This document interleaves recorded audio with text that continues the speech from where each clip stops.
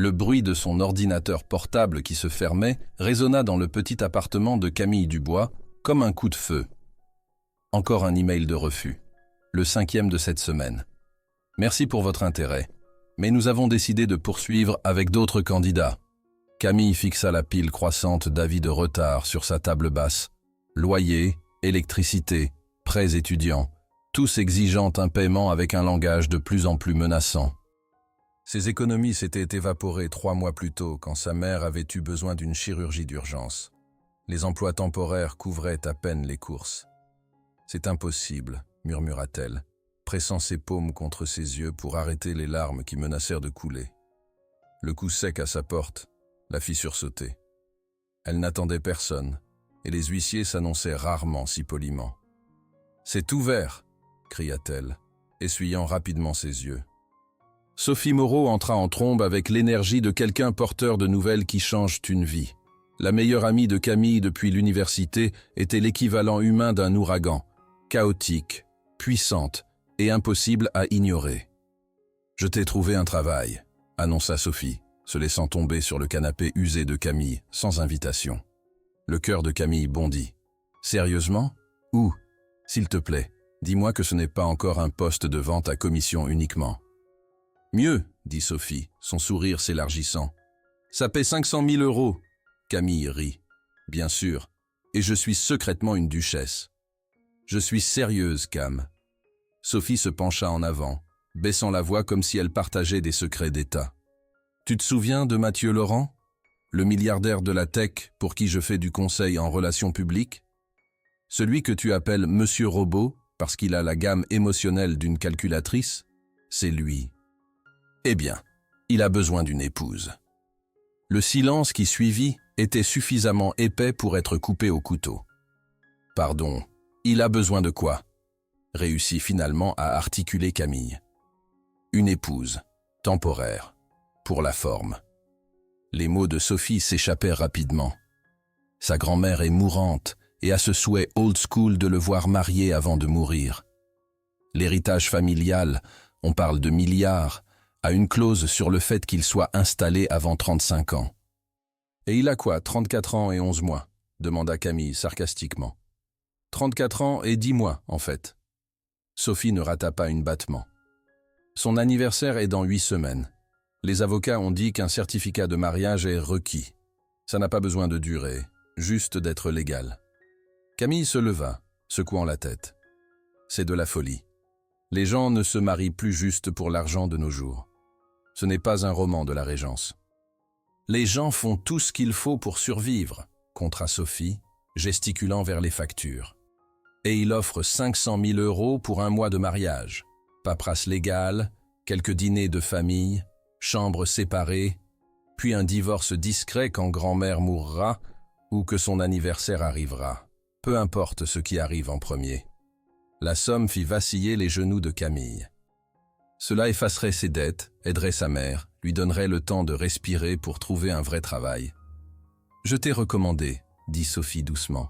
« Il fait passer des entretiens aux candidates demain. »« Tu as fait quoi ?» La voix de Camille monta à un ton qui dérangea probablement ses voisins. « Il fait confiance à mon jugement. Rencontre le juste. Porte cette robe bleue, celle qui fait ressortir tes yeux. » Camille s'affaissa sur le canapé, regardant à nouveau les factures. L'avis final sur son électricité menaçait d'une coupure dans 3 jours. « C'est fou, » murmura-t-elle. « Peut-être, » admit Sophie, « mais la folie pourrait être ta seule option maintenant. » Le poids de la réalité s'abattit sur les épaules de Camille. Sa fierté luttait contre son désespoir, et pour la première fois de sa vie, le désespoir était en train de gagner. « Où et quand ?» demanda-t-elle, sa voix à peine audible. Le sourire de Sophie s'élargit. « Demain, 19 h. Le restaurant Paul Bocuse. » Quand son ami partit, Camille resta seule dans l'obscurité grandissante de son appartement, se demandant si elle était en train de faire la plus grosse erreur de sa vie, ou peut-être, d'une certaine manière, de la sauver. Le restaurant Paul Bocuse n'était pas juste exclusif, il était pratiquement mythique. Caché au dernier étage de l'hôtel le plus prestigieux de Lyon, c'était un endroit où les ultra-riches dînaient sous des lustres en cristal, négociant des accords qui reformuleraient des industries tout en dégustant des vins qui valaient plus que toute la garde-robe de Camille. Camille sortit de l'ascenseur, serrant son petit sac à main comme un bouclier. La robe bleue, son dernier vestige de jour meilleur, épousait sa silhouette d'une manière qui lui aurait normalement donné confiance. Ce soir, elle ressemblait à un déguisement. Le maître d'hôtel leva un sourcil. « Réservation ? Je rencontre Monsieur Laurent, » dit Camille, surprise que sa voix ne tremble pas. Quelque chose changea dans l'expression de l'homme. Du respect, peut-être, ou de la curiosité. « Bien sûr. Par ici, s'il vous plaît. » Elle le suivit à travers le restaurant, douloureusement consciente des regards des autres dîneurs. La table vers laquelle il la conduisit était dans un coin isolé avec des vues panoramiques sur les toits de Lyon, maintenant embrasés par la lumière dorée du coucher du soleil. Et là, silhouetté contre ce spectaculaire arrière-plan, était assis Mathieu Laurent. Les photos que Sophie lui avait montrées ne lui rendaient pas justice. Grand, avec de larges épaules parfaitement dessinées par un costume anthracite sur mesure, il avait le genre de visage qui commandait l'attention. Mâchoire forte, yeux bleus perçants et une bouche qui semblait rarement sourire. Ses cheveux bruns étaient coupés avec précision, pas une mèche de travers. Il se leva à son approche, révélant sa taille complète. À 1,88 m, il dominait son 1,65 m. « Mademoiselle Dubois, » dit-il, sa voix profonde et contrôlée. Pas de poignée de main, juste un léger hochement de tête en désignant la chaise en face de lui. « Monsieur Laurent. » Camille s'assit, reconnaissante que la table cache ses genoux tremblants. Un serveur apparut instantanément. « Champagne, monsieur ?»« Non, » répondit Mathieu sans le regarder. « De l'eau pour nous deux. » Le serveur disparut, et un silence inconfortable s'installa sur la table. « Sophie dit beaucoup de bien de vous, » dit finalement Mathieu, l'étudiant avec une intensité qui la fit se sentir sous un microscope. « Sophie exagère, » répondit Camille, puis le regretta immédiatement. Ce n'était pas un vrai rendez-vous, c'était une négociation d'affaires. À sa surprise, un coin de sa bouche tressaillit légèrement. J'en suis conscient, c'est pourquoi elle excelle en relations publiques. Le serveur revint avec de l'eau, et Mathieu commanda pour eux deux sans consultation, un geste de pouvoir qui irrita Camille, malgré sa position précaire. « Je suppose que Sophie vous a expliqué la situation », continua-t-il, une fois qu'ils furent à nouveau seuls. « Un mariage de convenance pour satisfaire le souhait de mort de votre grand-mère et sécuriser votre héritage, » dit Camille. Assez direct. Ses yeux se plissèrent légèrement. « Et votre motivation est également directe, je présume. » La chaleur monta aux joues de Camille. « Si vous voulez dire est-ce que je fais ça pour l'argent, alors oui. Je ne pense pas que cela me rende plus mercenaire que vous, considérant que vous essayez littéralement d'acheter une épouse. » Les mots restèrent suspendus dans l'air entre eux, et pendant un moment, Camille pensa qu'elle avait tout gâché. Puis quelque chose d'inattendu arriva. Mathieu Laurent rit. C'était bref et silencieux, mais authentique. Direct et honnête. « C'est rafraîchissant, » dit-il. « La plupart des femmes que je rencontre veulent quelque chose de moi ou essaient de m'impressionner. Parfois les deux. Je ne suis pas la plupart des femmes, » dit Camille. « Et je veux quelque chose de vous, la sécurité financière. Je ne vois juste pas l'intérêt de prétendre le contraire. » Leur nourriture arriva, des Saint-Jacques parfaitement saisis, qui coûtaient probablement plus que le budget course mensuel de Camille. Elle se força à manger lentement, savourant chaque bouchée malgré sa nervosité. « Parlez-moi de vous, » dit Mathieu après quelques minutes. « Votre formation, votre expérience professionnelle. Littérature française à la Sorbonne. J'ai travaillé comme éditrice indépendante jusqu'à ce que mon dernier client décide qu'il pouvait faire le travail lui-même. » Camille prit une gorgée d'eau. « Avant cela, j'enseignais au lycée, mais les compressions budgétaires, vous connaissez l'histoire. » Pas de famille? Ma mère. Elle vit dans un appartement pour personnes âgées dans le 7e arrondissement. Son assurance ne couvrait pas toute l'opération. Mathieu hocha la tête. Ses traits impassibles. Et votre père? Parti quand j'avais 12 ans. Apparemment, nous n'étions pas assez intéressantes pour rester. Camille haussa les épaules, feignant une désinvolture qu'elle ne ressentait pas. Le silence s'étira entre eux. Camille se demanda si elle en avait trop dit, si sa transparence brutale l'avait disqualifié. « Si nous procédons à cet arrangement, dit finalement Mathieu, il y aura des règles, des attentes. Je m'en doute. Vous déménagerez dans mon appartement. Nous devrons maintenir l'apparence d'un couple nouvellement marié, au moins en public et devant ma famille. » « Chambre séparée ?» Camille demanda rapidement. « Bien sûr. C'est un arrangement commercial, pas personnel. Et après, quand votre grand-mère, quand elle mourra ou que j'atteigne 35 ans, nous divorcerons discrètement. Vous recevrez votre paiement intégral et nous reprendrons nos vies séparées. » C'était si clinique, si froid. Exactement ce à quoi Camille s'attendait de l'homme que Sophie avait décrit. « Combien de temps pensez-vous que cela prendra ?» demanda-t-elle. Quelque chose de vulnérable traversa le visage de Mathieu avant qu'il ne redevienne impassible. « Les médecins disent quelques semaines, 1 mois au plus. » Camille hocha la tête, sentant la culpabilité s'installer dans son estomac. Peu importe les circonstances, une femme mourante était impliquée. Une femme qui voulait juste voir son petit-fils heureux avant de partir. « Pourquoi ne vous mariez-vous pas vraiment ?» demanda-t-elle impulsivement. « Vous pourriez avoir n'importe quelle femme à Lyon. » Mathieu la regarda pendant un long moment.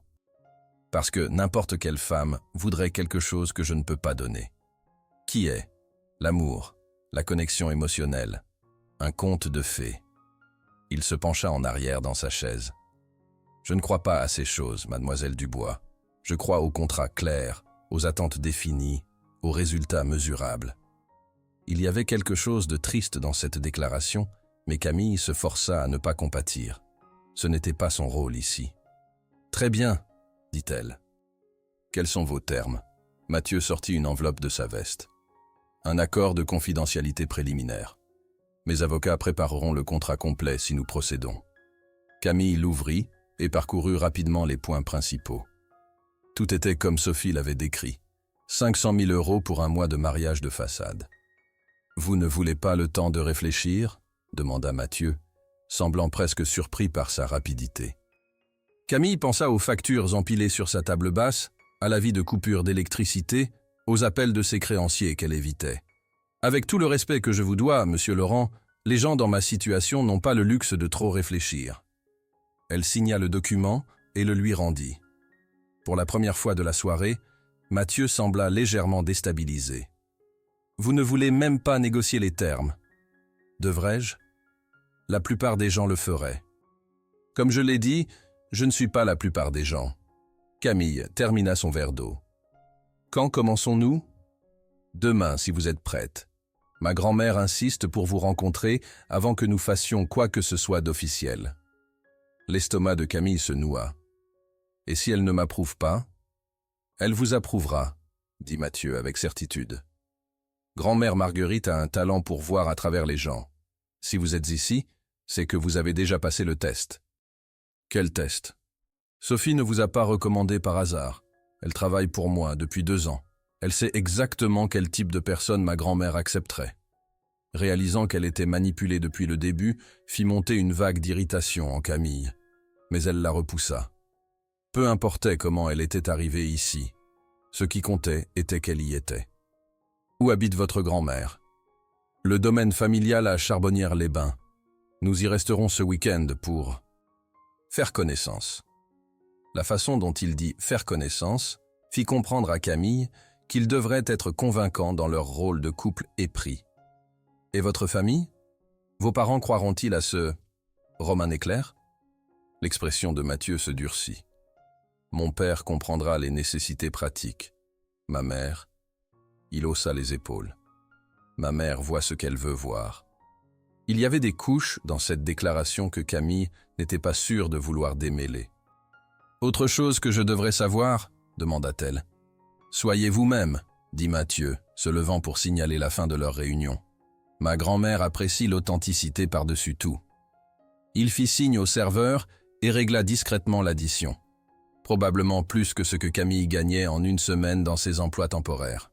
« Mon chauffeur vous reconduira chez vous, » dit-il en l'escortant vers l'ascenseur. « C'est inutile, je peux prendre le métro. »« Mademoiselle Dubois. » Sa voix était ferme. « À partir de maintenant, vous êtes sous ma protection.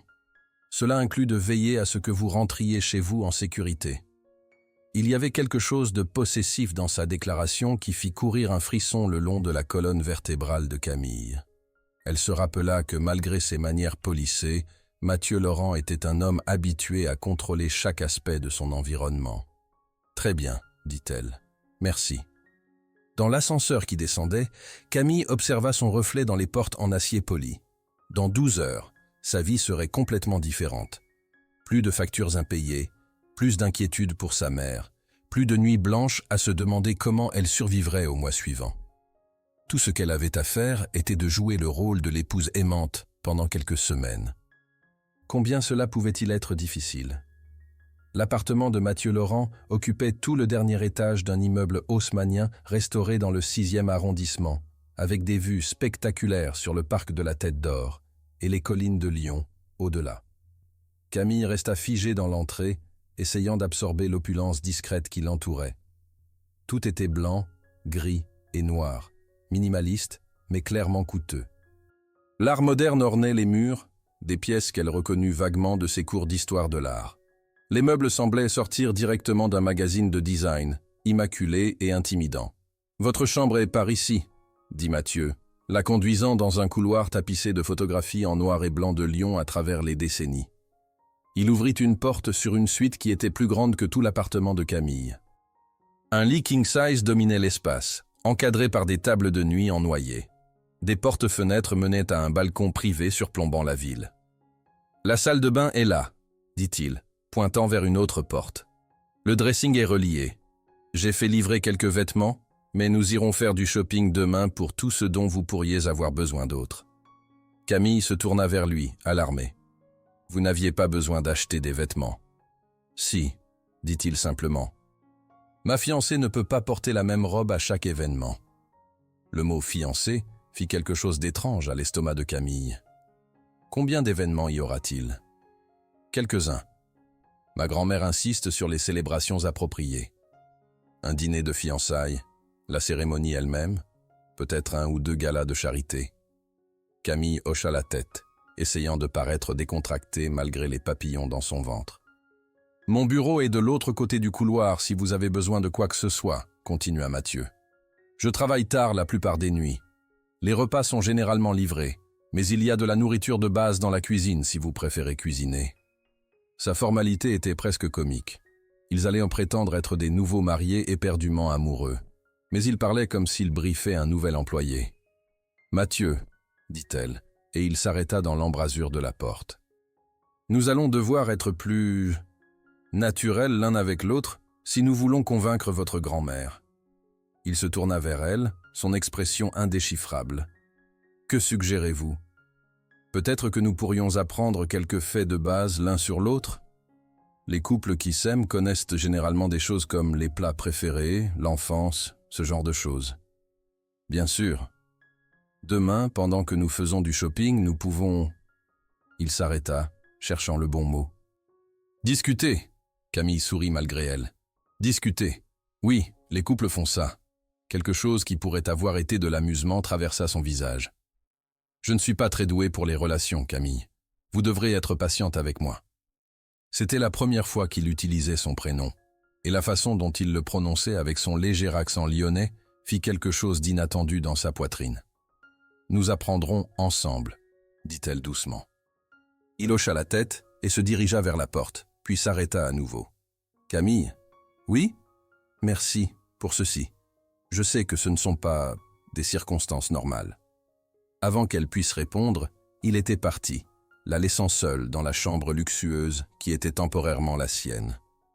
Cette nuit-là, allongée dans le lit le plus confortable qu'elle ait jamais expérimenté, Camille fixa le plafond et se demanda dans quoi elle s'était embarquée. L'appartement était silencieux, à l'exception du faible son de frappe provenant de l'autre côté du couloir. Mathieu travaillant tard, comme il l'avait dit. Elle pensa à sa mère, qui serait probablement éveillée aussi, s'inquiétant des factures et de l'avenir. Demain, Camille l'appellerait avec de bonnes nouvelles pour la première fois depuis des mois. Cela seul valait l'étrangeté de sa nouvelle situation. En s'endormant, le dernier son qu'elle entendit était le cliquetis distant du clavier de Mathieu, régulier et réconfortant dans l'obscurité. « Vous devez me prendre pour un monstre », dit Marguerite Laurent, étudiant Camille par-dessus sa tasse de thé en porcelaine. Ils étaient assis dans le salon du domaine familial, une pièce qui respirait la tradition française avec ses tapisseries antiques et ses meubles Louis XVI. « Pardon », Camille faillit renverser sa propre tasse. Une grand-mère mourante chantageant son petit-fils pour qu'il se marie, clarifiqua Marguerite, ses yeux bleus, si semblables à ceux de Mathieu, pétillants d'amusement. C'est assez dramatique, même pour les standards français. Camille jeta un regard à Mathieu, qui était assis raide à côté d'elle sur le canapé de velours. Il avait passé le trajet en voiture à lui expliquer l'histoire de sa famille, mais il n'avait pas mentionné que sa grand-mère était si directe. « Je ne pense pas que vous soyez un monstre, » dit Camille prudemment. « Alors vous pensez que je suis une vieille dame sentimentale qui veut juste voir son petit-fils heureux avant de mourir. » Il y avait un défi amusé dans la voix de Marguerite. « Je pense que vous aimez votre petit-fils et que vous voulez ce qu'il y a de mieux pour lui. » Diplomatique. Marguerite sourit. « Mathieu, elle me plaît déjà. »« Grand-mère, » dit Mathieu, un avertissement dans sa voix. « Quoi? Je ne peux pas exprimer mon approbation ?» Marguerite agita une main arthritique. « À mon âge, je dis ce que je pense. » Elle se tourna à nouveau vers Camille. « Dites-moi, ma chère, qu'est-ce qui vous attire chez mon petit-fils » L'estomac de Camille se noua. C'était le test. Elle le savait. Elle glissa sa main dans celle de Mathieu, sentant ses doigts se raidir avant qu'il ne lui serre la main en retour. « Il est... » Elle regarda Mathieu, cherchant de l'inspiration dans ses traits familiers. « Il est plus gentil qu'il ne veut le laisser paraître, et plus vulnérable. » Marguerite haussa un sourcil intéressé. « La plupart des gens voient de l'homme d'affaires prospère, » continua Camille, se surprenant par sa propre sincérité. « Mais moi je vois quelqu'un qui travaille si dur pour prendre soin de tout le monde qu'il oublie de prendre soin de lui-même. »« Continue, » encouragea Marguerite. « Il pense qu'il doit tout contrôler, tout réparer. Mais parfois... » Camille jeta un autre regard à Mathieu, dont l'expression s'était adoucie. « Parfois, il a juste besoin que quelqu'un prenne soin de lui en retour. » Le silence qui suivit fut brisé par le rire délicieux de Marguerite. « Oh, elle est parfaite, » dit la vieille dame à Mathieu. « Absolument parfaite. » Plus tard, pendant qu'il se promenait dans les jardins du domaine, Mathieu était inhabituellement silencieux. « Ai-je dit quelque chose de mal ?» demanda finalement Camille. « Non, » dit-il rapidement. « Non, vous étiez parfaite, comme elle l'a dit. Mais... » Il s'arrêta près de la roseraie, ses mains enfoncées dans ses poches. « Ce que vous avez dit là-dedans, sur le fait de prendre soin de moi. » Il la regarda. « Vous le pensiez vraiment ?» Camille étudia son visage, voyant une incertitude qu'il cachait généralement soigneusement. « Oui, » dit-elle doucement. « Je le pensais. »« Pourquoi ? Parce que c'est vrai. Vous avez mentionné que votre père comprendra les nécessités pratiques de notre arrangement. Votre mère voit ce qu'elle veut voir. Mais votre grand-mère... » Camille sourit. « Elle vous voit vraiment, et elle s'inquiète pour vous. » Mathieu hocha lentement la tête. « Elle dit que je suis trop comme mon père, trop concentré sur les affaires, pas assez sur la vie. Et qu'est-ce que vous en pensez ? Je pense qu'elle pourrait avoir raison. » Cette admission, si tranquille et vulnérable, toucha quelque chose dans le cœur de Camille. Sans réfléchir, elle tendit la main et toucha son bras. « Ce n'est pas trop tard pour changer, » dit-elle. Mathieu regarda sa main sur son bras, puis leva les yeux vers son visage. Pendant un moment, quelque chose passa entre eux, quelque chose de réel, non scénarisé, dangereux. « Camille ?» La voix de Marguerite porta depuis la terrasse. « Mathieu, venez, le dîner est prêt. » Le moment se brisa, et ils retournèrent vers la maison en silence. Mais Camille pouvait sentir quelque chose avoir changé entre eux. Quelque chose qu'elle n'était pas sûre de vouloir examiner de trop près.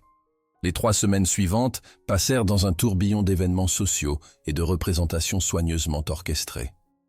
Le dîner de fiançailles, où Camille rencontra les parents de Mathieu, son père Henri, un homme d'affaires austère qui l'approuva avec un hochement de tête efficace, et sa mère Catherine, qui l'étudia avec l'attention d'un bijoutier évaluant un diamant suspect. Le shopping pour la robe de mariée. Une expérience surréaliste où Camille essaya des créations qui coûtaient plus que ce qu'elle gagnait en un an, tout en prétendant être une fiancée radieuse plutôt qu'une actrice jouant un rôle. Les galas de charité, où elle apprit à naviguer dans les conversations avec l'élite lyonnaise, Mathieu toujours à ses côtés, sa main possessive sur le creux de son dos, jouant le petit ami attentif avec une conviction croissante. Et quelque part au milieu de tout cela, quelque chose d'inattendu commença à se produire. « Vous n'avez pas besoin de rester debout », dit Camille un soir, trouvant Mathieu endormi sur son ordinateur portable dans son bureau. Il était près de 2 heures du matin, et il portait encore sa chemise et sa cravate de leur dîner plus tôt. Il se réveilla en sursaut, désorienté. « Quelle heure est-il ?»« Tard. Venez, vous devriez aller au lit. » Elle l'aida à se lever, sentant la chaleur de son corps à travers le fin tissu de sa chemise. Il était plus détendu ainsi, ses défenses abaissées par la fatigue. « Je n'arrive pas à dormir », avoua-t-il pendant qu'elle l'escortait vers sa chambre. Depuis que grand-mère a commencé à décliner plus rapidement cette semaine. Camille s'arrêta dans le couloir. Elle avait remarqué aussi. Marguerite était plus fragile lors de leur dernière visite, plus fatiguée. « Vous l'aimez beaucoup », dit-elle doucement. « Elle a pratiquement été ma mère après la mort de mes parents dans cet accident de voiture. » Mathieu s'arrêta, réalisant son erreur. « Je veux dire, après que mon père a eu son accident. Ma mère… » Il secoua la tête. « Peu importe. » Mais Camille avait déjà saisi l'implication. « Vos parents ne sont pas morts, n'est-ce pas ?» Mathieu la regarda, sa fatigue le rendant moins prudent que d'habitude. « Mon père s'est remis de l'accident. Ma mère. Ma mère a décidé qu'être mariée à un homme partiellement paralysé n'était plus ce qu'elle voulait de la vie. » L'amertume dans sa voix était à vif, non cicatrisée malgré les années. « Mathieu, je suis désolé. Je ne savais pas. » « Pourquoi l'auriez-vous su? Ce n'est pas exactement quelque chose qu'on met dans les profils d'entreprise. » Il se dirigea vers sa porte de chambre. « Maintenant, vous comprenez pourquoi je préfère les arrangements contractuels. Au moins, ils sont honnêtes sur leur motivation. »« Est-ce pour cela que vous ne croyez pas à l'amour ?» demanda Camille impulsivement. Mathieu s'arrêta, sa main sur la poignée de porte. « Je crois que l'amour est un luxe que certains d'entre nous ne peuvent pas se permettre. » « Ou peut-être, dit Camille doucement, vous avez juste peur d'essayer à nouveau. » Il la regarda par-dessus son épaule, quelque chose de vulnérable et de dangereux dans ses yeux. « Et vous, Camille? Pourquoi une femme comme vous est-elle célibataire? Où sont tous ces hommes qui auraient dû se battre pour votre attention? C'était son tour d'être vulnérable. Peut-être qu'il ne voulait pas se battre assez fort, ou peut-être que j'ai arrêté de croire que quelqu'un le ferait. » Ils se regardèrent dans le couloir faiblement éclairé. 2 personnes blessées qui avaient trouvé refuge dans un arrangement qui était censé protéger leur cœur, pas les exposer.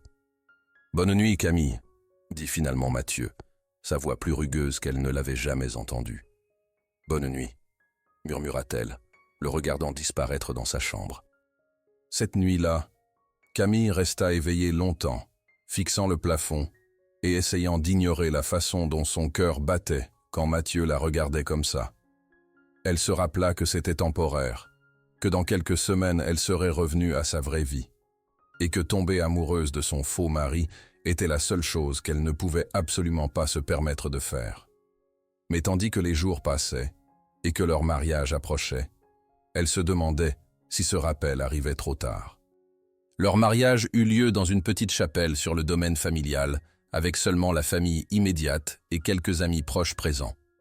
Camille se tenait devant le miroir antique dans la suite d'invités, étudiant son reflet dans la robe de soie ivoire qu'elle avait choisie, simple, élégante et entièrement inappropriée pour une cérémonie qui n'était qu'un spectacle. « Tu es magnifique », dit Sophie, ajustant le voile délicat. Elle était venue comme demoiselle d'honneur, jouant son rôle de meilleure amie supportive à la perfection. « J'ai l'impression d'être une fraude », avoua Camille. « Tu n'es pas une fraude. Tu es une femme qui fait ce qu'elle doit faire pour survivre. » Sophie se mit face à elle. « Et si ça peut t'aider, Mathieu ne peut pas détacher ses yeux de toi depuis qu'il t'a rencontré. Arrangement ou pas, Il y a quelque chose de réel qui se passe ici. » Avant que Camille puisse répondre, il y eut un coup doux à la porte. « Camille ?» La voix de Marguerite était faible mais déterminée. « Puis-je entrer ?» Sophie ouvrit la porte pour révéler Marguerite en fauteuil roulant, radieuse dans une robe bleu marine avec des perles qui avaient probablement été transmises dans la famille pendant des générations. « Vous êtes éblouissante, » dit la vieille dame, ses yeux brillants de larmes non versées. « Mathieu va être sans voix. »« Merci, » dit Camille, s'agenouillant à côté du fauteuil roulant pour être au niveau des yeux de Marguerite. « J'ai quelque chose pour vous. » Marguerite sortit une petite boîte de velours de son sac. À l'intérieur se trouvait un collier de perles et de diamants d'une beauté époustouflante. Il appartenait à ma grand-mère et à sa grand-mère avant elle. Chaque épouse Laurent l'a porté le jour de son mariage. L'estomac de Camille se tordit de culpabilité. « Je ne peux pas accepter cela. Je ne suis pas vraiment... » « Vous êtes exactement ce dont Mathieu a besoin, » interrompit Marguerite fermement. « Vrai ou non, cette union pourrait être la meilleure chose qui lui soit jamais arrivée. Et qui sait ?» Ses yeux pétillèrent. « Peut-être que d'ici la fin, ce ne sera plus du tout faux. » Sophie aida à attacher le collier, et Camille toucha les perles avec révérence. Elles étaient chaudes contre sa peau, lourdes d'histoire et d'attente qu'elle n'était pas sûre de pouvoir honorer. La cérémonie elle-même passa dans un brouillard. Camille se souvint de marcher dans l'allée au bras d'Henri, de voir Mathieu au bout, magnifique dans son smoking, ses yeux écarquillés de quelque chose qui ressemblait à de l'admiration authentique. Elle se souvint d'échanger des vœux qu'ils avaient écrits ensemble, des mots soigneusement choisis qui sonnaient remarquablement sincères. Mais ce qu'elle se rappelait le plus clairement était le moment où Mathieu avait soulevé son voile pour l'embrasser. Le baiser était censé être bref, approprié pour la compagnie présente. Au lieu de cela, ses mains s'attardèrent sur son visage, ses pouces traçant ses pommettes, avec une tendresse qui fit oublier à Camille qu'ils avaient un public. « Bonjour, Madame Laurent », murmura-t-il contre ses lèvres, si doucement que seule elle pouvait l'entendre. « Bonjour, mon mari », répondit-elle, et quelque chose dans sa poitrine se serra à ces mots. La réception fut petite mais élégante, tenue dans les jardins sous des lumières scintillantes. Camille dansa avec Mathieu sur leur chanson choisie. En réalité, Sophie l'avait sélectionnée et essaya d'ignorer combien il était naturel d'être dans ses bras. « Vous dansez bien » dit-elle pendant qu'ils bougeaient ensemble. « Ma grand-mère a insisté sur les cours » répondit-il. « Elle disait qu'un gentleman devait savoir mener. » « Et savez-vous, mener ?» Il sourit, un vrai sourire qui transformait tout son visage. « Que pensez-vous » Avant qu'elle puisse répondre, la chanson se termina et d'autres invités réclamèrent leur attention. Mais pendant le reste de la soirée, Camille se surprit à regarder son nouveau mari, notant la façon dont il riait aux plaisanteries de son père, dont il aidait patiemment sa grand-mère avec sa nourriture, dont ses yeux trouvèrent les siens à travers la foule encore et encore.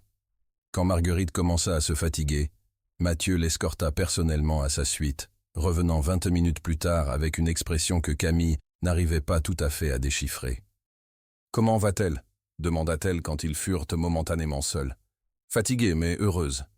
Elle continue de dire que c'est le plus beau jour qu'elle ait eu depuis des années. » Il regarda Camille. « Merci de l'avoir rendue si heureuse. Je n'ai rien fait d'extraordinaire. Vous avez été vous-même. Pour ma grand-mère, c'est plus qu'extraordinaire. » Plus tard cette nuit-là, dans l'appartement qui était maintenant officiellement le leur, ils se tenaient dans le couloir entre leurs chambres séparées, encore en tenue de mariage, mais soudain incertains l'un avec l'autre. « Eh bien, » dit Camille, tripotant nerveusement son collier de famille. « Nous l'avons fait. »« Nous l'avons fait, » convint Mathieu. « Officiellement mariés. »« Votre grand-mère semblait radieuse. »« Elle l'était. » Il fit une pause. « Camille, au sujet de ce collier, je le rendrai bien sûr, après. Ce n'est pas ce que j'allais dire. » Mathieu fit un pas plus près, et elle put sentir son après-rasage, voir les détails fins de son nœud papillon défait. « Je voulais dire qu'il vous va parfaitement, comme s'il avait été fait pour vous. » Il y avait quelque chose dans sa voix qui fit battre le cœur de Camille plus vite. « Mathieu, je sais, » dit-il rapidement. « Je sais que c'est compliqué. Je sais que nous avons dit que ce serait juste business. » Mais le téléphone de Camille sonna, brisant le moment. Elle regarda l'écran et vit le nom de l'hôpital de sa mère. « Je dois prendre cela, » dit-elle, répondant rapidement. « Allô ? Mademoiselle Dubois ? C'est l'infirmière Martin de la résidence des Chênes. Votre mère va bien, mais elle a fait une chute ce soir. Nous aimerions que vous veniez. » L'estomac de Camille chuta. « J'arrive tout de suite. » Elle raccrocha pour trouver Mathieu déjà en train d'enlever sa veste. « Que s'est-il passé ?» demanda-t-il. « Ma mère est tombée. Je dois aller à l'hôpital. J'y vais avec vous. Vous n'avez pas besoin. » Camille. Sa voix était ferme. « Vous êtes ma femme. Bien sûr que je viens. » Quelque chose dans sa poitrine se réchauffa à ces mots, même si elle savait qu'il ne les pensait pas comme elle voulait qu'il les pense. Le trajet à l'hôpital fut silencieux, la main de Mathieu trouvant la sienne dans l'obscurité de la voiture. Sa mère était bien, juste une entorse de la cheville et quelques bleus. Mais voir sa fille en robe de mariée avec un homme qu'elle ne connaissait pas nécessita quelques explications créatives. « Maman, voici Mathieu, » dit Camille, priant pour que sa voix sonne naturelle. « Mon mari. »« Ton mari ?» Les yeux de sa mère s'écarquillèrent. « Quand ? Comment ? » « C'était un petit mariage, » dit Camille rapidement. Très soudain. Mathieu, à son crédit, joua parfaitement son rôle. Il charma sa mère avec attention et gentillesse, s'assurant qu'elle était confortable, parlant avec ses médecins, arrangeant pour qu'elle soit transférée dans une chambre privée. « Il te regarde comme mon père regardait moi », murmura sa mère à Camille pendant que Mathieu parlait à l'infirmière. « Comme si tu étais la chose la plus précieuse au monde. » Camille regarda vers Mathieu, son cœur se serrant à l'idée que peut-être, juste peut-être, sa mère avait raison. « Je peux rester ici cette nuit, » dit Camille quand ils furent de retour à l'appartement près de 3 heures du matin, pour garder un œil sur elle. « Elle va bien, Camille. L'hôpital prendra soin d'elle. »« Je sais, mais vous êtes épuisé. » Mathieu se tenait dans l'entrée, sa cravate défaite, ses cheveux ébouriffés par la longue nuit. « Et nous avons eu une journée émotionnellement intense. Notre nuit de noces, » dit Camille avec un rire amer. « Pas exactement ce que la plupart des couples planifient. »« Non, » convint Mathieu. « Mais je suis content d'avoir été là, avec vous. » Il y avait quelque chose dans sa voix qui fit regarder Camille de plus près. « Pourquoi ? » « Parce que vous ne devriez pas avoir à traverser ces choses seul. » L'intensité de ses paroles la surprit. « Mathieu, nous n'avons pas besoin de prétendre quand nous sommes seuls. »« À qui dit que je prétends ?» Le silence qui suivit fut chargé d'implications qu'aucun d'eux n'était prêt à aborder. « Je ferais mieux d'aller me coucher, » dit finalement Camille. « Camille, attendez. » Mathieu tendit la main comme pour la toucher, puis la laissa retomber. Ce que j'essayais de dire plus tôt, avant l'appel téléphonique, oui, ces dernières semaines ont été inattendues. Comment ça ? Il sembla lutter avec les mots. Vous n'êtes pas ce à quoi je m'attendais. Ce mariage n'est pas ce à quoi je m'attendais. Mathieu, je sais que nous avons un arrangement, je sais que c'est temporaire, mais je voulais que vous sachiez que cela signifie quelque chose pour moi. Vous signifiez quelque chose. Le cœur de Camille s'emballa. Qu'est-ce que vous dites ? Je dis que quelque part dans ces dernières semaines, j'ai commencé à oublier que c'était censé être faux. L'admission resta suspendue entre eux, lourde de possibilités et de dangers. Moi aussi, murmura Camille. Mathieu fit un pas vers elle, ses yeux cherchant son visage. Qu'est-ce que cela signifie pour nous ? Je ne sais pas, admit-elle. Je ne sais vraiment pas. Il leva la main pour toucher son visage, ses doigts traçant sa ligne de mâchoire avec une tendresse qui lui coupa le souffle. « Est-ce que je peux vous embrasser ?» demanda-t-il doucement. « Pas pour le spectacle, pas pour l'arrangement. Juste parce que j'en ai envie ?» En réponse, Camille se dressa sur la pointe des pieds et l'embrassa elle-même. C'était différent de leur baiser précédent. Plus lent, plus profond, chargé d'émotions qu'aucun d'eux n'était prêt à nommer. Quand ils se séparèrent, tous les deux respiraient difficilement. « C'est compliqué », murmura Camille contre ses lèvres. « Très compliqué, convint-il. Qu'est-ce qu'on fait maintenant? Mathieu recula juste assez pour la regarder dans les yeux. Nous prenons cela un jour à la fois. Nous voyons où cela nous mène. Et l'arrangement? Le contrat? Oublions le contrat, dit-il fermement. Oublions les règles et les attentes et tout le reste. Voyons juste ce qui se passe entre nous, naturellement. Camille hocha la tête, son cœur battant à la fois d'excitation et de terreur. D'accord, d'accord, d'accord. Cette nuit-là, ils allèrent dans leur chambre séparée comme convenu, mais quelque chose avait fondamentalement changé entre eux. Camille resta éveillée longtemps, touchant ses lèvres, et se demandant si elle était en train de tomber amoureuse de son faux mari, ou si peut-être il n'était plus du tout faux. Les semaines suivantes furent une révélation. Sans la pression de leur arrangement pesant sur chaque interaction, Mathieu et Camille commencèrent à se connaître vraiment. Camille découvrit que Mathieu cuisinait quand il était stressé, créant des plats élaborés à 3 heures du matin quand un accord d'affaires tournait mal. Qu'il parlait à ses plantes, 2 orchidées sur le rebord de la fenêtre de son bureau, et s'inquiétait quand elles avaient l'air tristes. Qu'il avait lu tous les manuscrits qu'elle éditait et avait des opinions réfléchies sur chacun. Mathieu découvrit que Camille chantait sous la douche, toujours de vieilles chansons françaises que sa grand-mère lui avait apprises. Qu'elle collectionnait des marque-pages vintage et pouvait passer des heures dans les librairies d'occasion. Qu'elle était brillamment drôle quand elle était à l'aise, avec un sens de l'humour sec qui le faisait rire plus qu'il ne l'avait fait en années. « Vous savez, dit-elle un matin en le trouvant en train de préparer des œufs. Bénédicte élaborait après ce qui avait évidemment été une nuit blanche. La plupart des gens mangent juste des céréales quand ils sont stressés. La plupart des gens ne savent pas faire une vraie sauce hollandaise, répondit-il, fouettant vigoureusement. Mauvaise fusion en Asie, devina-t-elle, se glissant sur un tabouret de bar. Mauvaise fusion en Asie, confirma-t-il. L'équipe de Tokyo pense qu'ils peuvent renégocier des termes que nous avons finalisés le mois dernier. Camille le regarda travailler, notant la tension dans ses épaules, la façon dont sa mâchoire se serrait quand il était frustré. Vous réalisez que cuisiner à 4 heures du matin ne va pas régler cela, n'est-ce pas? Dit-elle doucement. Mathieu s'arrêta de fouetter et la regarda. Non, mais cela m'empêche d'appeler Tokyo et de dire à Tanaka exactement ce que je pense de sa tactique de négociation. Ce qui serait? Probablement quelque chose qui détruirait définitivement nos relations commerciales. Camille sourit. Alors les œufs Bénédicte sauvent littéralement des accords internationaux. Quelque chose comme ça. Il lui rendit son sourire, la tension quittant ses traits. Voulez-vous m'aider? Vous pouvez faire griller les muffins anglais.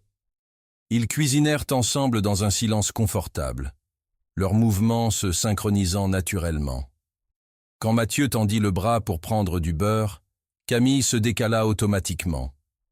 Quand elle avait besoin du grille-pain, il était déjà en train de le débrancher pour qu'elle puisse l'atteindre. « Nous sommes bons dans ceci », observa Camille. « Cuisiner ? Être ensemble. Être nous. » Mathieu s'arrêta de dresser les assiettes et la regarda. « Oui, nous le sommes. » Il y avait quelque chose dans sa voix qui fit battre le cœur de Camille plus vite. Ces dernières semaines, ces moments étaient devenus plus fréquents, des instants de connexion pure, non compliqués par leurs arrangements ou leurs peurs. « Mathieu, » commença-t-elle, mais son téléphone sonna avant qu'elle puisse finir sa pensée. C'était l'hôpital. Marguerite avait été admise pendant la nuit. Ils trouvèrent Marguerite dans une chambre privée, semblant plus petite et plus fragile qu'elle ne l'avait jamais paru. Elle était éveillée mais faible, ses yeux s'illuminant quand elle les vit entrer. « Mes nouveaux mariés », dit-elle, sa voix à peine un murmure. « Comme vous êtes beaux ensemble. » Mathieu prit sa main, sa façade habituelle de contrôle craquant. « Comment vous sentez-vous, grand-mère » ? « Fatiguée, admit-elle, mais heureuse. Si heureuse de vous voir tous les deux. » Camille s'assit de l'autre côté du lit, touchant doucement le bras de la vieille dame. « Y a-t-il quelque chose que nous pouvons faire? Quelque chose dont vous avez besoin? Juste votre compagnie. » Marguerite regarda entre eux. « Racontez-moi votre lune de miel. Où irez-vous » Camille et Mathieu échangèrent un regard. Dans toute l'étrangeté de leur situation, ils n'avaient jamais discuté d'une lune de miel. « Nous, » commença Mathieu. « Nous pensions à la Provence, » dit Camille impulsivement. « Mathieu m'a dit qu'il y avait une maison là-bas où vous amenez la famille quand il était petit. » Les yeux de Marguerite se remplirent de larmes. « La Bastide des Oliviers. Je n'y suis pas allé depuis des années. Ce serait parfait. »« Alors c'est décidé, » dit Mathieu fermement. « Nous partirons la semaine prochaine. » Plus tard, dans le couloir de l'hôpital, ils parlèrent au médecin de Marguerite. Les nouvelles n'étaient pas bonnes. Peut-être une semaine, peut-être 2 si elle était chanceuse. « Je suis désolé, » dit Camille quand ils furent seuls. « Au sujet de la Provence, je n'aurais pas dû. Non, vous avez eu raison. » La voix de Mathieu était rauque. « Elle veut que nous y allions, alors nous y allons. Mais nous n'avons pas besoin de vraiment... » « Camille !» Il se tourna vers elle, ses yeux intenses. « Voulez-vous venir en Provence avec moi ?» Pas pour elle, pas pour l'arrangement, pour nous. Le cœur de Camille se serra. « Oui, » dit-elle doucement. « Oui, je veux. » La Bastide des Oliviers était exactement ce que Camille avait imaginé quand elle avait inventé l'idée. Une maison de pierre du XVIIIe siècle perchée sur une colline surplombant des rangées d'oliviers et de lavandes. L'air sentait les herbes et le soleil, et le silence était brisé seulement par le chant des cigales. « C'est magnifique », souffla Camille, sortant de la voiture de location et tournant lentement pour absorber la vue. « Ma grand-mère a acheté cet endroit dans les années 1960, » dit Mathieu, sortant leur sac. Elle disait que tout le monde avait besoin d'un endroit où l'âme pouvait respirer. La maison elle-même était rustique mais confortable, avec des poutres en bois exposées, une cheminée en pierre, et des portes-fenêtres qui s'ouvraient sur une terrasse surplombant la vallée. Il n'y avait qu'une seule chambre. « Je peux dormir sur le canapé, » dit Mathieu rapidement, voyant l'hésitation de Camille. « C'est ridicule. C'est un lit king size, et nous sommes des adultes. » Camille déposa son sac sur le lit, essayant de paraître plus désinvolte qu'elle ne se sentait. « Nous pouvons le partager. » Cette nuit-là, ils restèrent sur la terrasse jusqu'à tard, buvant du vin local et regardant les étoiles. Sans les distractions de la ville, sans la pression des attentes, ils parlèrent plus ouvertement qu'ils ne l'avaient jamais fait. « Racontez-moi votre premier amour, » dit Camille, légèrement étourdie par le vin et l'air du soir. « Marie-Claire Rousseau, » dit Mathieu sans hésitation. « J'avais 16 ans, elle en avait 18. Elle était l'assistante de mon tuteur d'été. Qu'est-il arrivé ? Elle est partie pour l'université à la fin de l'été. Je pensais que j'allais mourir de chagrin. » Il sourit au souvenir. « J'ai écrit de la poésie terrible pendant des mois. » « De la poésie ?» Camille rit. « J'ai du mal à vous imaginer écrivant de la poésie. Oh, c'était atroce, tout sur les roses fanées et les cœurs brisés. Ma grand-mère a finalement caché mon carnet. Et votre tour, maintenant, dit-il. Premier amour. » Camille fut silencieuse pendant un long moment. Julien Moreau. Nous étions à l'université ensemble. J'ai pensé que nous nous marierions. Qu'est-il arrivé ? Il a décidé qu'il voulait explorer ses options avant de s'installer. Elle haussa les épaules, mais Mathieu pouvait voir la vieille douleur dans ses yeux. Il s'avère qu'explorer ses options signifiait coucher avec ma colocataire. Idiot, dit Mathieu fermement. C'est ce que Sophie a dit. Elle l'a même confronté à ce sujet. Sophie a bon goût en homme, évidemment, dit Mathieu sèchement. Camille rit, considérant qu'elle vous a recommandé... Exactement. Ils restèrent en silence confortable, écoutant les cigales et sentant la brise chaude de la Méditerranée. Camille, dit finalement Mathieu. Ce que nous faisons ici, ce n'est plus du faux, n'est-ce pas ? Elle se tourna pour le regarder, voyant la vulnérabilité dans ses yeux. Non, dit-elle doucement, ce n'est plus du faux. Alors qu'est-ce que c'est ? Je ne sais pas, admit-elle. Quelque chose de nouveau, quelque chose de réel. Mathieu tendit la main et toucha son visage, ses doigts traçant sa pommette. J'en ai envie de cela soit réel. Moi aussi.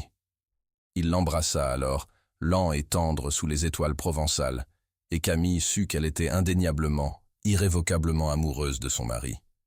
Ils passèrent 3 jours parfaits dans la Bastide.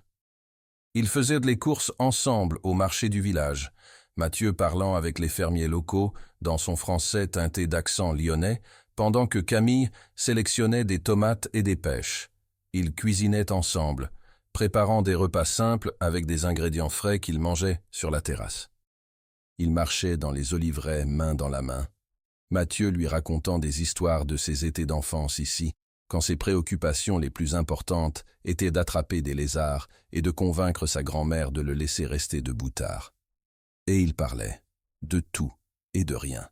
Livres, voyages, rêves qu'ils avaient eus et perdus et retrouvés. Camille apprit que Mathieu voulait secrètement écrire un livre un jour, quelque chose sur l'éthique des affaires dans un monde globalisé. Mathieu découvrit que Camille avait toujours voulu enseigner, mais avait eu peur qu'elle ne soit pas assez bonne. « Vous plaisantez » dit-il pendant qu'ils étaient allongés au lit la deuxième nuit, Camille nichée contre son épaule. « Vous seriez une enseignante incroyable. Comment pouvez-vous en être si sûr ? À cause de la façon dont vous expliquez les choses, à cause de votre patience, à cause de la façon dont vous écoutez vraiment quand les gens parlent. » Il embrassa le sommet de sa tête. « Vous m'avez appris plus sur moi-même en quelques semaines que je n'en ai appris en années. Comme quoi ? Comme le fait que je ne dois pas tout contrôler pour que les choses marchent, que parfois lâcher prise mène à de meilleures choses que ce que j'aurais pu planifier. » Camille leva la tête pour le regarder. « C'est vrai ? Regardez où nous sommes, » dit-il doucement. « Regardez ce qui s'est passé quand j'ai arrêté d'essayer de contrôler ce que c'était entre nous. » Le troisième matin, ils furent réveillés par l'appel téléphonique qu'ils redoutaient tous les deux. Marguerite était en train de mourir. Ils devaient rentrer immédiatement. Ils arrivèrent à l'hôpital juste à temps. Marguerite était consciente mais faible, entourée de famille. Henri et Catherine étaient là, ainsi que plusieurs cousins et une tante que Camille n'avait rencontrée qu'une fois. « Mais chérie », murmura Marguerite quand Mathieu et Camille entrèrent dans la chambre. « Vous voilà. » Mathieu prit sa main, sa voix se brisant. « Nous sommes là, grand-mère. Comment était la Provence ? » « Parfaite, » dit Camille, s'asseyant de l'autre côté du lit. « Absolument parfaite. » Marguerite sourit faiblement. « Je le savais. J'ai toujours su que vous trouveriez votre chemin l'un vers l'autre. » « Grand-mère. » « Chut !» Elle pressa la main de Mathieu. « Écoutez-moi. Vous avez trouvé quelque chose de rare, quelque chose de précieux. Ne le laissez pas partir à cause de la peur, ou de l'orgueil, ou de la façon dont cela a commencé. » Elle regarda Camille. « Et toi, ma chère, ne doute jamais que tu mérites d'être aimée. Complètement, sans condition, pour exactement qui tu es. » Marguerite mourut paisiblement 1 heure plus tard, tenant les mains de Mathieu et Camille, un sourire sur son visage. Les funérailles furent une affaire magnifique et solennelle, avec des centaines de personnes venues rendre hommage à Marguerite Laurent. Camille se tenait à côté de Mathieu pendant toute la cérémonie, sa main dans la sienne, lui offrant un soutien silencieux pendant qu'il prononçait l'éloge funèbre avec une grâce et une émotion qui touchèrent tous les présents.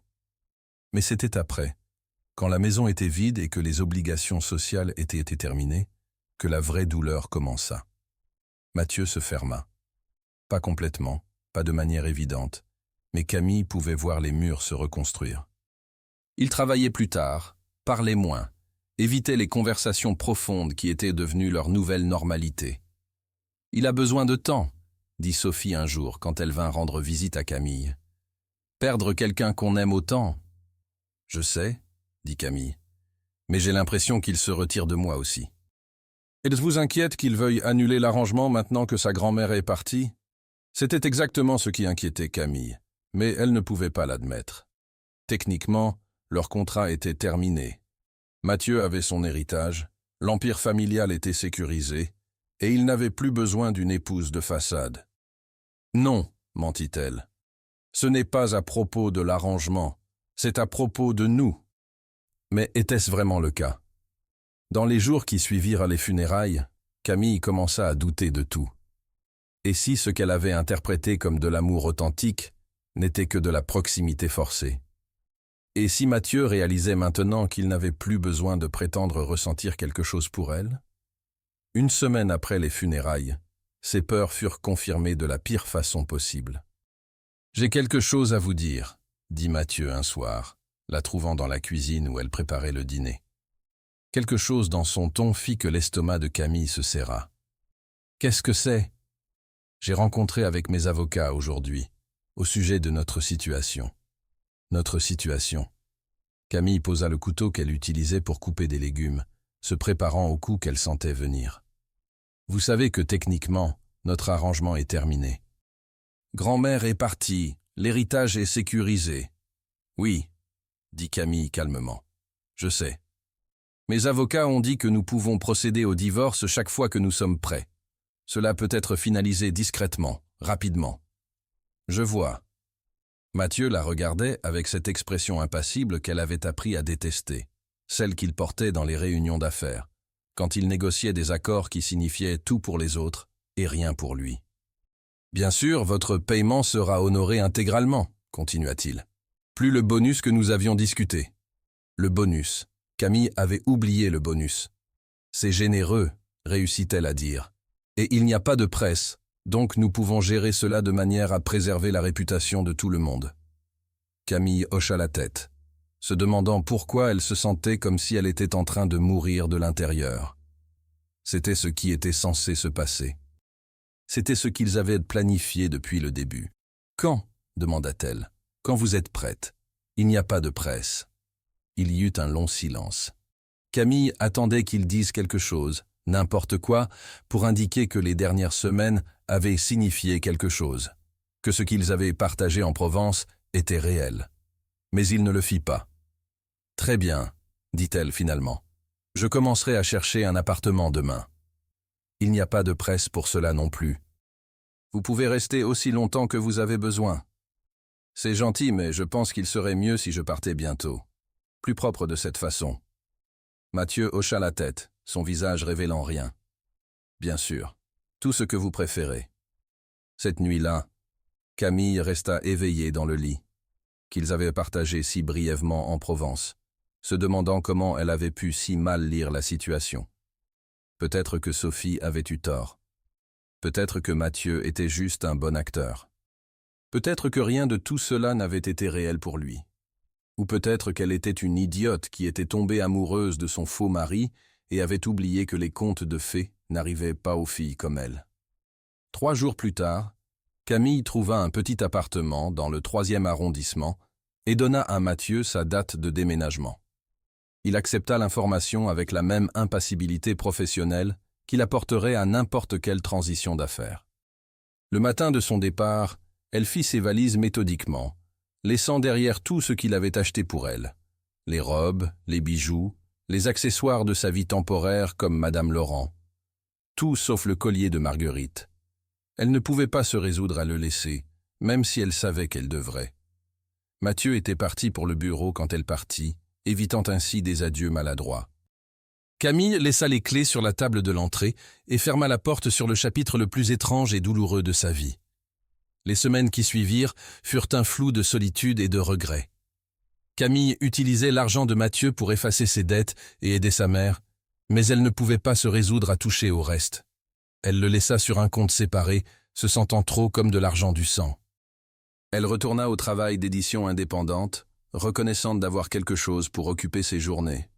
Mais les soirées étaient difficiles, remplies de souvenirs de conversations avec Mathieu, de leur façon de cuisiner ensemble, de la façon dont il riait à ses plaisanteries. « Tu as l'air terrible », dit Sophie un jour, apparaissant dans l'appartement de Camille avec du café et des croissants. « Tu manges ?»« Je mange », dit Camille, bien que ce ne soit pas entièrement vrai. « Et Mathieu, des nouvelles ? Pourquoi y en aurait-il ?» Camille essaya de garder sa voix désinvolte. « Nous avons un arrangement. L'arrangement est terminé. » « Cam ?» Sophie s'assit à côté d'elle sur le petit canapé. « Vous savez tous les deux que ce n'était plus du tout à propos de l'arrangement à la fin. » « Apparemment pas. »« Lui avez-vous dit ce que vous ressentez ?» Camille regarda son ami avec incrédulité. « Bien sûr que non. » Il a été très clair sur ce qu'il voulait. Un divorce rapide et discret pour que nous puissions tous les deux reprendre nos vraies vies. Et s'il avait peur ? Et s'il reculait parce qu'il ne sait pas comment gérer ce qu'il ressent ? Alors il est un lâche, dit Camille, avec plus d'amertume qu'elle ne l'avait prévu. Ou peut-être qu'il est juste humain. Peut-être qu'il a peur de la même chose que vous, que ce n'était pas réel, que c'était juste de la proximité et des circonstances. Camille ne voulait pas entendre cela. Elle ne voulait pas espérer. « Cela n'a pas d'importance », dit-elle fermement. « C'est fini. » Mais même en disant les mots, elle savait qu'elle mentait. Ce n'était pas fini. Ce ne serait jamais fini. Pas vraiment. Un mois après avoir quitté l'appartement de Mathieu, Camille se rendit compte qu'elle était enceinte. Elle fixa le test de grossesse, ses mains tremblant si fort qu'elle pouvait à peine le tenir. Positif. Indéniablement. Incontestablement positif. Elle pensa immédiatement à leur dernière nuit en Provence, quand la lune brillait à travers les portes-fenêtres, et que Mathieu lui faisait l'amour avec une tendresse qui lui avait fait croire que peut-être, juste peut-être, les contes de fées étaient possibles. « Non, non, non », murmura-t-elle, s'asseyant lourdement sur son lit. « Pas maintenant, pas comme ça. » Elle devait le dire à Mathieu. Aussi compliquée que soit leur situation, il avait le droit de savoir. Mais la pensée de l'appeler, d'entendre cette voix poliment détachée qu'il utilisait maintenant quand leurs avocats communiquaient, Camille regarda à nouveau le test, se demandant comment sa vie était devenue si compliquée. Son téléphone sonna, l'interrompant dans ses pensées paniquées. C'était un numéro qu'elle ne reconnaissait pas. « Allô ? Camille ? C'est Catherine Laurent. » L'estomac de Camille se serra. « Madame Laurent, bonjour. J'espère que cela ne vous dérange pas que je vous appelle. J'ai eu votre numéro par Sophie. » « Bien sûr que non. Que puis-je faire pour vous ? J'aimerais vous rencontrer si c'est possible, pour prendre un café. Il y a des choses dont nous devons parler. » Camille ferma les yeux, devinant de quoi il s'agissait. Catherine voulait probablement récupérer le collier de Marguerite, peut-être s'assurer qu'il n'y aurait pas de réclamation embarrassante sur l'héritage familial. « Bien sûr, dit-elle, quand vous conviendrez. Aujourd'hui, cet après-midi, je sais que c'est court, mais... Très bien. Où aimeriez-vous vous rencontrer ? » 1 heure plus tard, Camille était assise dans un café élégant du 2e arrondissement, attendant nerveusement l'arrivée de Catherine. Quand la femme plus âgée entra, élégante comme toujours dans un tailleur Chanel et des perles, Camille se leva automatiquement. « Merci d'être venue, » dit Catherine, s'installant gracieusement dans la chaise en face d'elle. « Je sais que c'est inhabituel. »« Qu'est-ce que je peux faire pour vous ?» demanda directement Camille. Catherine étudia son visage pendant un long moment. « Vous pouvez me dire pourquoi mon fils se comporte comme un zombie depuis 1 mois ?» Camille cligna des yeux, surprise. « Pardon ? » ?»« Mathieu. Il travaille 18 heures par jour, ne mange pratiquement rien et claque sur quiconque fait l'erreur de le déranger. Henri dit qu'il n'a jamais vu son fils dans un état pareil. Je ne sais pas quoi vous dire. Vous pouvez me dire la vérité. » Catherine se pencha en avant. « Au sujet de votre mariage, au sujet de ce qui s'est vraiment passé. » L'estomac de Camille se serra. « Je ne suis pas sûre de comprendre. Ma chère, je ne suis pas née de la dernière pluie. » Je sais que l'arrangement de mariage était l'idée de Marguerite pour satisfaire les termes de l'héritage. Ce que je ne comprends pas, c'est pourquoi 2 personnes qui sont clairement amoureuses l'une de l'autre se divorcent. « Nous ne sommes pas amoureux, » dit Camille automatiquement. Catherine rit. « Oh, ma chère, vous étiez tous les 2 si transparents que c'en était presque embarrassant. La façon dont il vous regardait, la façon dont vous vous penchiez vers lui quand il parlait. » « Si c'était de l'acting, vous méritez tous les 2 des Oscars. » Camille sentit ses yeux se remplir de larmes qu'elle essaya désespérément de retenir. « Qu'est-ce qui s'est passé ?» demanda Catherine plus doucement. « Il ne me voulait pas, » murmura Camille. « Une fois que votre belle-mère fut partie, une fois que l'arrangement fut terminé, il était très clair sur ce qu'il voulait. Un divorce rapide et discret. Et qu'avez-vous dit ? Qu'ai-je pu dire ? J'ai accepté. » Catherine secoua la tête. « Vous êtes tous les 2 des idiots. Madame Laurent, Catherine, s'il vous plaît. Et écoutez-moi attentivement, Camille. Mon fils n'a jamais été doué pour exprimer ses émotions. Quand son père a eu son accident, Mathieu avait 15 ans et il a décidé qu'il devait être l'homme fort, le protecteur. Il n'a jamais appris comment être vulnérable. Qu'est-ce que vous dites ? Je dis qu'il pourrait avoir été en train d'essayer de vous protéger. De vous donner une sortie parce qu'il pensait que c'était ce que vous vouliez. Le cœur de Camille commença à battre plus vite. Mais il était si détaché, si professionnel. Parce que c'est ainsi qu'il gère la douleur. Il devient monsieur homme d'affaires, tout contrôle et aucune émotion. Catherine toucha la main de Camille.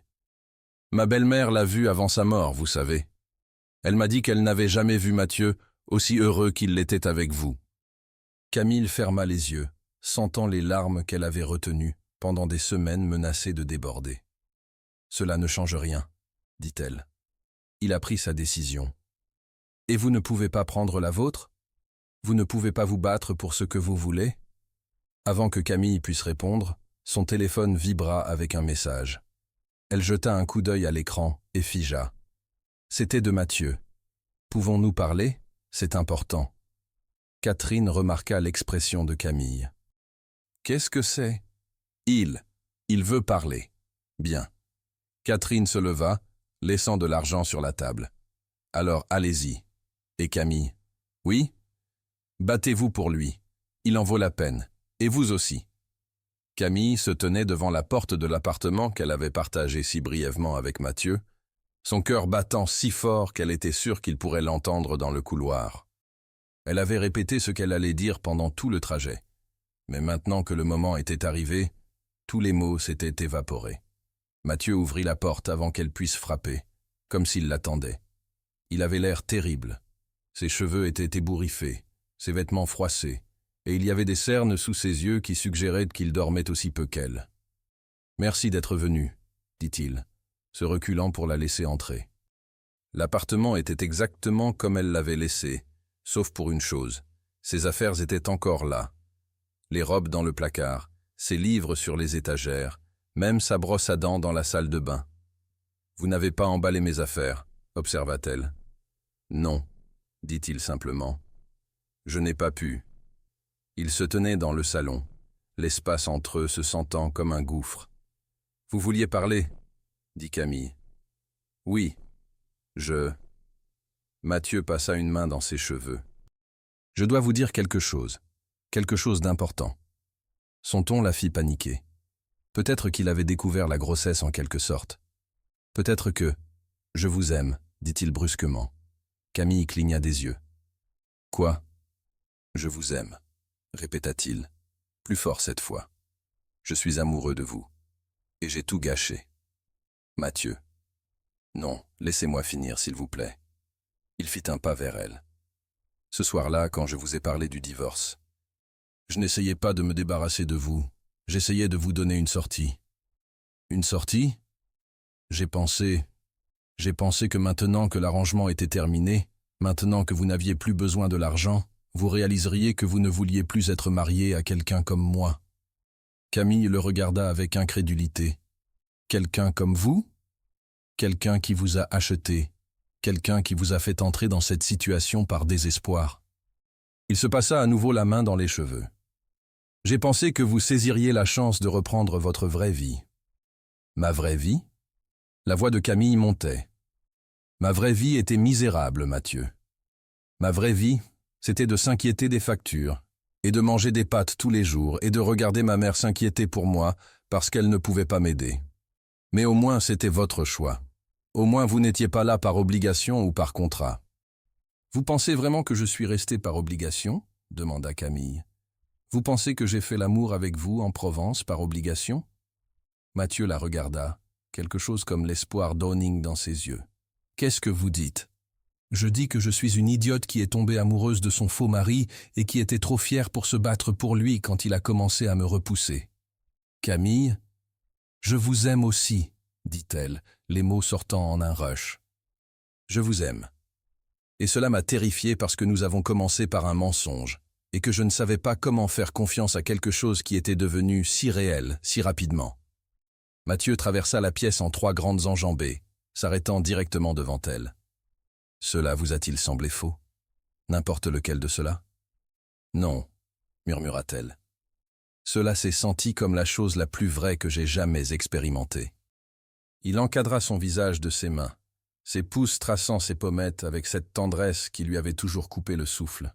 « Je suis désolé, dit-il. Je suis tellement désolé d'avoir été un lâche. Je suis désolé de vous avoir fait croire que vous ne signifiez rien pour moi. Et je suis désolé de ne pas m'être battu pour nous, dit Camille. De ne pas vous avoir dit ce que je ressentais. Qu'est-ce qu'on fait maintenant ? Demanda-t-il. Maintenant, nous arrêtons d'être stupides, dit Camille fermement. Maintenant, nous admettons que ce qui a commencé comme un arrangement d'affaires est devenu la vraie chose. La vraie chose, répéta Mathieu, un sourire commençant à turf les coins de sa bouche. L'amour authentique, non contractuel, messie et compliqué. J'aime messie et compliqué, dit Mathieu, tant que c'est avec vous. Il l'embrassa alors, et c'était comme si les dernières semaines de douleur et de malentendus s'évaporaient. C'était le baiser qu'ils auraient dû avoir ce soir-là dans le couloir, le baiser qui disait que c'était réel et permanent, et pour toujours. Quand ils se séparèrent, tous les deux respiraient fort. « Il y a autre chose », dit Camille, se rappelant soudain pourquoi elle était venue à l'origine. « Quoi ?» Elle prit une profonde inspiration. « Je suis enceinte. » Mathieu figea. « Vous êtes… Quoi ? Enceinte. De la Provence, je pense. Je viens de le découvrir aujourd'hui. » Il la regarda, son expression passant par la surprise, la confusion, et finalement quelque chose qui ressemblait à de l'émerveillement pur. « Vous êtes enceinte, » répéta-t-il lentement. « Oui. Et je sais que c'est compliqué, et que nous venons juste de découvrir nos sentiments l'un pour l'autre. Et… » Il l'interrompit en l'embrassant à nouveau, cette fois avec une joie et une intensité qui lui coupa le souffle. « Je vous aime, » dit-il contre ses lèvres. « Je vous aime, et j'aime notre bébé, et je veux que nous soyons une vraie famille, pas arrangée. » « Vraiment ?» Les yeux de Camille se remplirent de larmes. « Vraiment, si vous me voulez, si vous voulez essayer ceci pour de vrai. »« Je vous veux, » dit-elle fermement. « Je vous ai toujours voulu. Je veux vous, et je veux notre bébé, et je veux cette vie chaos et imprévisible que nous allons construire ensemble. » Mathieu la souleva et la fit tourner, tous les deux riant à travers leurs larmes. « Alors nous le faisons, » dit-il en la reposant. « Nous annulons le divorce, nous gardons les anneaux, et nous commençons vraiment. »« Sans contrat cette fois, » dit Camille. « Sans contrat, » convint-il. « Juste nous, et l'amour, et tout ce qui vient avec. » Plus tard cette nuit-là, alors qu'ils étaient allongés dans leur lit, leur vrai lit, dans leur vraie maison, en tant que vrai couple, Camille traça des patterns paresseux sur la poitrine de Mathieu. « Pensez-vous que votre grand-mère savait ?» demanda-t-elle. « Que cela finirait comme ça. » Mathieu rit doucement. « Ma grand-mère était la femme la plus intelligente que j'ai jamais connue.